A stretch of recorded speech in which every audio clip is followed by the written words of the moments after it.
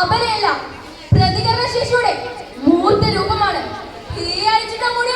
ദ്രൗപതിയെ പോലെ എന്നും എക്കാലവും എല്ലാ പുരുഷാധികാരത്തിന്റെയും എല്ലാ ധർമ്മങ്ങളുടെയും എല്ലാ യുദ്ധങ്ങളുടെയും കുരുക്ഷേത്ര ഭൂമി ഞാൻ കാത്തിരിക്കും. അവസാനത്തെ ദുശാസനം അവസാനിക്കും വരെ.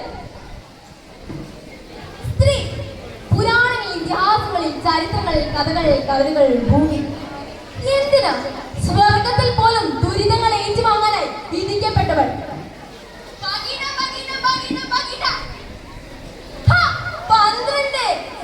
അഷ്ടൈശ്വര്യങ്ങളും അതുല്യ പരാക്രമങ്ങളുമായ സഹോദരങ്ങളെ, ചൂതുകളിൽ നഷ്ടമായ പാണ്ഡവകുല ജാതക യുധിഷ്ഠിര, പണയം വെക്കാൻ ഇനിയുമുണ്ടല്ലോ നിങ്ങളുടെ ധർമ്മപത്നി ദ്രൗപദി.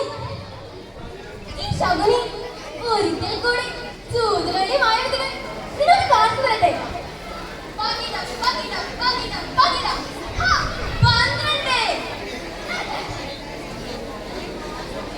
കൃഷ്ണ ഭഗവാനെ, കൗരവ രാജധാനി കണ്ണു മൂടിക്കെട്ടിയ സദാചാരത്തിന്റെ മുന്നിൽ നിരാലംബയായ സ്ത്രീ അപമാനിക്കാകുന്നത് അവൾ കാണുന്നില്ലേ? എന്നെ അപമാനിക്കത്തിൽ കൈമുക്കി എന്റെ അഴിഞ്ഞ വീട് കാർക്കോന്ന് കെട്ടിവെക്കുന്ന ദിവസത്തിനായി ഞാൻ കാത്തിരിക്കും. എന്താ ഒരാളുടെ ഭാര്യ ചേർത്ത് ഭിത്തി പണിയുക? ഒരു സ്ത്രീയെ വില കൊടുത്തിട്ടാണെങ്കിലും കാര്യങ്ങൾ നടക്കുമല്ലോ. ആർക്കറിയാം, സത്യത്തിൽ ധിക്കരിക്കാൻ നമുക്കാവില്ലല്ലോ. എന്നെ ചേർത്ത് ഭിത്തി പണിതു. പക്ഷെ എന്നെ കൊല്ലം കരയുമ്പോൾ എനിക്ക് അവിടെ ഭാര്യ മുലയുണ്ടല്ലോ.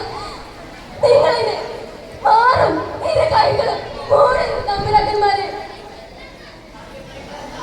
ഒരമ്മയുടെ അവകാശം തികച്ചു കളയിലെ തമ്മിലക്കന്മാരെ. നിന്റെ മോക്കം മാറും. ഞാൻ താഴ്ന്നു കളയാൻ പോകുന്നു. ഹരിത പ്രഭു, രാക്ഷസങ്ങളെ ജാതിയാണെങ്കിൽ ഞാനും ഒരു സ്ത്രീയല്ലേ.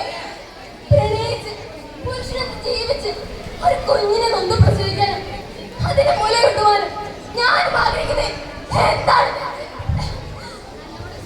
1-2 ദിവസമല്ല, 40 ദിവസമാണ് എന്റെ പൊന്നുമോളെ കാണാതെ അവിടെ എവിടെയാണെന്ന് അറിയാതെ ഞാൻ അനുഭവിച്ച വേദന അറിയാമോ നിങ്ങൾക്ക്?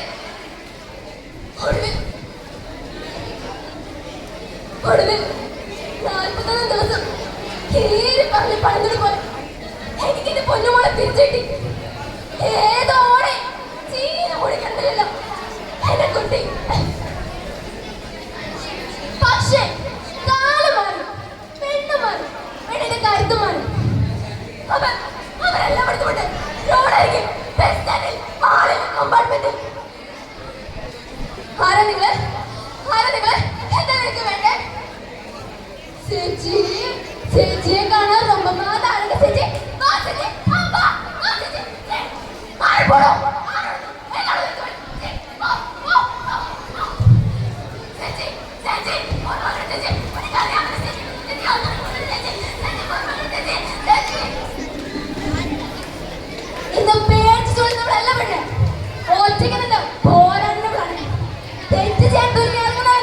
തിരിച്ചടിക്കുന്നതാണ്.